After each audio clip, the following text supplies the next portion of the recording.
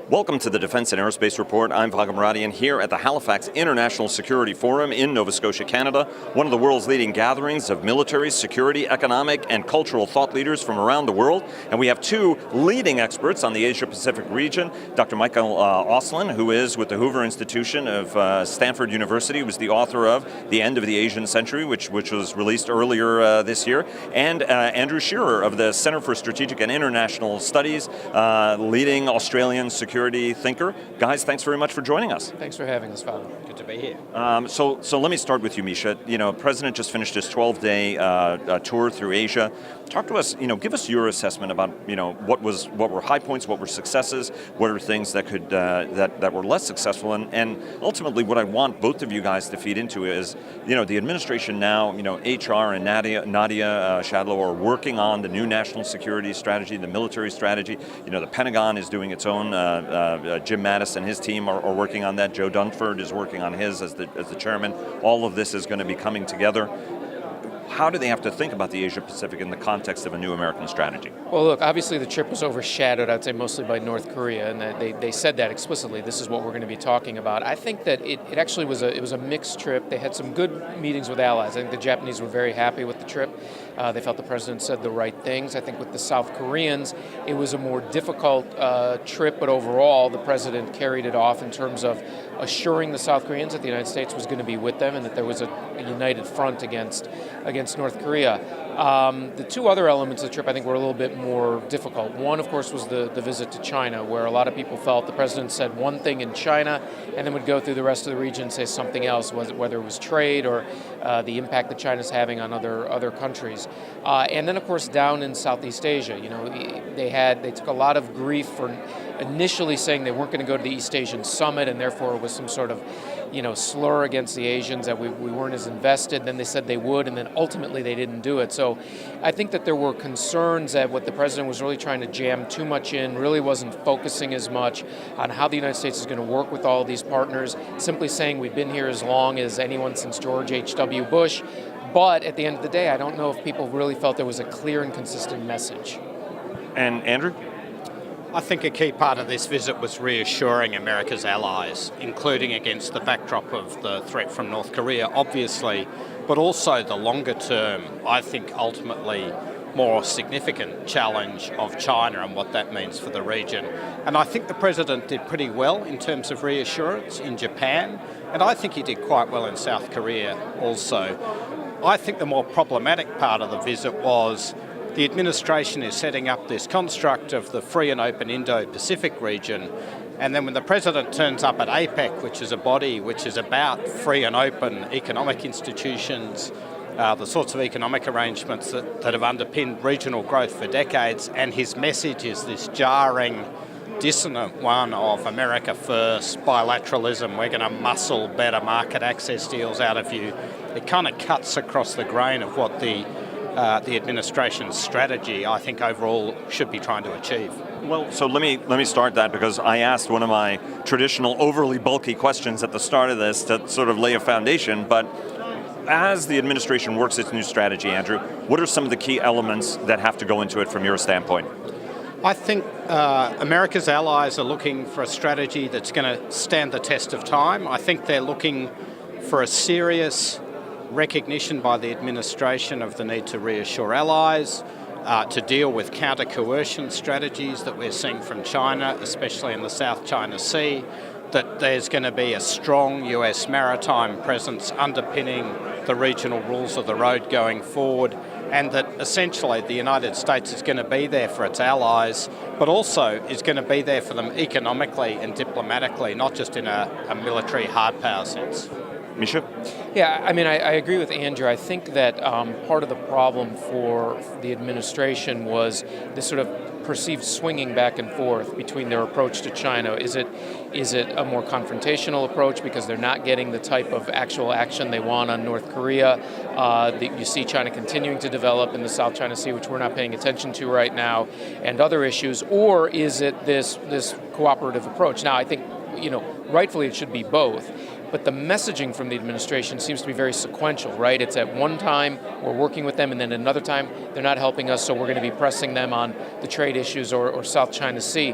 And I think that's the uncertainty that the allies are picking up on and the other partners in the region. They just don't know which Trump administration is going to show up each day. Now, that said, I actually felt that the ASEAN speech was not nearly as bad as everyone thought it was. And I think the administration is never going to get credit. It's never going to get good press on this. But if you actually read the speech, which I did, it basically said two things. Number one, every country tries to trade in its own advantage, which is a truism. We all know that, right? So that's what we're going to do. And he didn't say America first. He said every country has to try to figure out what its own best deal is. That was the first message. The second message is America is not going to stand for unfair trading practices simply to be continued against it, that we're going to try to protect our interests, our workers, our intellectual property rights, and the like, which again, doesn't seem to me to be all that controversial. So if you read that speech over and over, he tried to emphasize the idea that what they want are strong nation states working together to create communities of interest, as opposed to that top-down sort of liberal internationalist approach. I think if people actually read the speech without listening to the president's own voice in their ears, but read the speech, there's much less to be worried about. What worries me is that unclear message about China. Which China is it that you think you're dealing with, and do you have a consistent approach? That, to me, is the longer-term problem. The counterpoint to that, though, is that John Hamre said that actually right after the election when America First was talking about it, and he said, I've served, every American president for more than 40 years, and every single one of them has woken up every day working for America First, just like every Australian leader wakes up every day trying to do that, and every Israeli leader or Swedish leader, because Carl Bildt is standing right over there. Ultimately, the question is whether or not the president is saying that as part of just a rhetorical package, or whether or not there is another hidden meaning to it, because I think that ultimately the United States gets a lot of trade deals in its favor. I mean, if you look at TPP, and even though you could criticize the last administration for being a little bit late to it, ultimately the United States got a lot of what it wanted. For example, Japan, for the first time in 50 years, yielded on beef and cars that Japanese officials have told me we're not yielding on now in a bilateral context. So the question is, can both of these ideas coexist at a time when China is stepping up the pressure to be the free trader, right? She said that in Davos and on. So maybe, Andrew, I'll start with you. How is China going to use this to its advantage, all of this rhetoric that the administration is putting out for its own base, but that ultimately China will use for its own interest? And there was a joke last night, I was talking to somebody, that you just watch, China will be part of TPP and the United States won't be. I personally think the idea of China as the champion of free trade is laughable, but the only reason it's not being laughed at is the absence of American leadership on free trade at the moment. So it's vital that the United States gets back in that game. And of course, from my point of view, TPP is about national interest. It's in Australia's national interest. It's clearly in Japan's national interest, which is why Prime Minister Abe has been pushing it so hard. And it is actually the answer to the Chinese trade practices that so concern, apparently, President Trump. The irony, of course, is that he had this instrument that was designed to deal with the very problem he identified, and he spectacularly blew it up on his first morning in the Oval Office. That's a shame. Look, I agree, and like many in Washington, I've written for years in support of TPP. I think, though, what the administration is saying to try to understand their approach is that in order to get free trade, these huge, complex, opaque multilateral trade agreements are no longer the way to go. They want to do bilateral, clear, transparent trade agreements, which I think many of us would be in favor of if you could do it. The problem is they haven't proposed any of them. They haven't moved it forward. Now, if you did that aggressively, it's not as good in certain ways as that big multilateral package because you simply get synergies from all these different countries. But if you built some of these high-quality, transparent trade packs that you want, then you can start multiplying them. They just haven't pushed it that way. So then I think we revert to the message that people heard coming out of Asia, which is we're out of TPP, everyone for themselves, and we have no plan.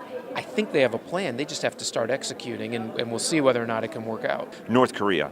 Everybody has looked at the president's rhetoric as concerning South Korean leaders, even Japanese leaders have expressed that. But then he went to Korea with what was, I think, a very mainstream national security speech on North Korea that he delivered, that diplomacy is first and foremost. But you and I have written that we're deterring North Korea anyway, and we're going to have to live with the North Korea with a bomb. The question is how we handled it. We did hear from the session earlier that that's still unacceptable, which is the U.S. position. But talk to us a little bit about what the U.S. strategy needs to be and where we need to be in a couple of years and how we get there as somebody who's paid attention to this issue. And I want to get your take on this also, Andrew. Look, this is a huge thing, and we could only barely scratch the surface. I think chasing the phantom of denuclearization now diverts you from really pouring your attention into what you need to do, which is how do you deter and contain a nuclear North Korea? Is it different from deterring and containing a conventional North Korea? We have to think about it. We have to understand them better than we do now. We have to understand the motivations and the like. But instead of saying that what we're going to do is do everything, sanctions and the like, to get them to the table, think about how you weaken the regime. And then these can be contradictory things, but think how you weaken the regime, how you punish the regime, but also how you figure out how to keep their nuclear force actually secure and stable. The very worst thing we want is a sloppy North Korean nuclear force where their people are not trained well, they don't have good command and control, the missiles themselves may not be at the highest standard, or the warheads. That puts us far more at risk, I think, than the idea that Kim Jong-un's going to wake up and say, today I'm going to nuke LA. I don't think that's going to happen. What I worry about is that one of their missiles will go off one day, or in a crisis, command and control breaks down. That's what I think we need to start thinking about. There's not a clear answer, but forget denuclearization. That horse has left the barn. And be able to do that without any help from China and Russia. Oh, I think we have to turn to China for help on that, believe it or not. But I think that's actually the one area where China might be willing to help us. They don't like the fact that the North Korean crisis is actually drawing us deeper into the region. And if you can bring down some of the concerns that what we're going to do is denuclearize them by force or something like that, the Chinese would like that. Now, weirdly, that's now in our interest. After 25 years, when your major policy has failed, you have to start thinking differently. We have to actually think about how to ensure a safe and secure North Korean nuclear arsenal, because we don't want it to spark the accidental war that we've all been thinking about.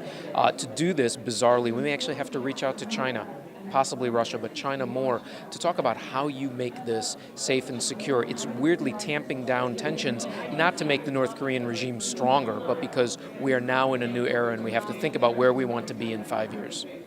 Andrew? Misha's right. I don't think there's a deal here. I get why people want to talk about the possibility of a deal. The alternatives are not very good after all, but it's not going to happen. So we're in a world of containment. We're in a world of deterrence. We have to think about nuclear deterrence. We have to think about reassurance for Japan and South Korea. We're going to have to think much more seriously about missile defences. We're going to have to think about naval blockade operations to stop this guy proliferating this technology, because these guys, we know, have form in that area. And I think we're going to basically have to put North Korea in a box and sit on the lid. Let me ask you now one Australia-specific question. If you look at Australian modernization, it's extraordinary. 2 big deck amphibious ships, F-35s that are coming into service. I mean, it really is a renaissance of the Australian military, as always been a very important regional force, but definitely stepping it up to something that, when the Melbourne was in service a long time ago, when Australia actually had an aircraft carrier. Are you really? Well, we can talk about that as well. But talk to us a little bit about the modernization and both the messaging, but the concrete capabilities and how Australia aims to use that. I mean, we're talking about 12 ocean-going, serious submarines that Australia is also buying as part of that, long-range strike weapons. Talk to us about the whole package, as well as this strategic renaissance that's going on in Australia now. I think what you're seeing is an Australian response to a deteriorating strategic environment, and I think this has been underway for a decade or so now. We're embarking on the biggest naval build-up since the Second World War in Australia. We'll have 9 future frigates with Aegis. We'll have 3 air warfare destroyers with Aegis. We'll have the 2 LHDs that you mentioned. Pretty potent naval force when you throw the 12 submarines in. And then in the airspace, we've got what the US Air Force admiringly calls the world's only 5th-generation Air Force, with F-35, Growler, Wedgetail AWACS aircraft. They're operating now over Iraq and Syria very effectively. And I think what you're seeing here is a concern about the regional order and the fact that the security order that has underpinned 70 years of stability and prosperity for us and for our neighbours is starting to break down, that the strategic depth that Australia has enjoyed for a long time is breaking down because of China's anti-access capabilities and its longer-range missile force.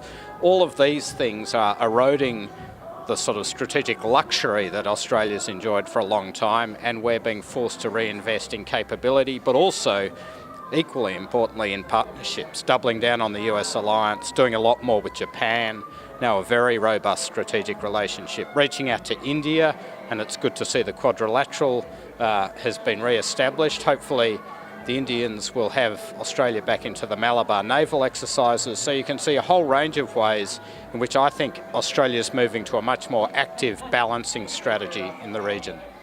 Andrew Shearer of the Center for Strategic and International Studies, thank you. And Michael Auslin of the Hoover Institution of Stanford University, both of you. And the author of The End of an Asian Century. Duh. Thanks very much, Misha. Thanks very much, Andrew. Good to be here. Thanks a lot.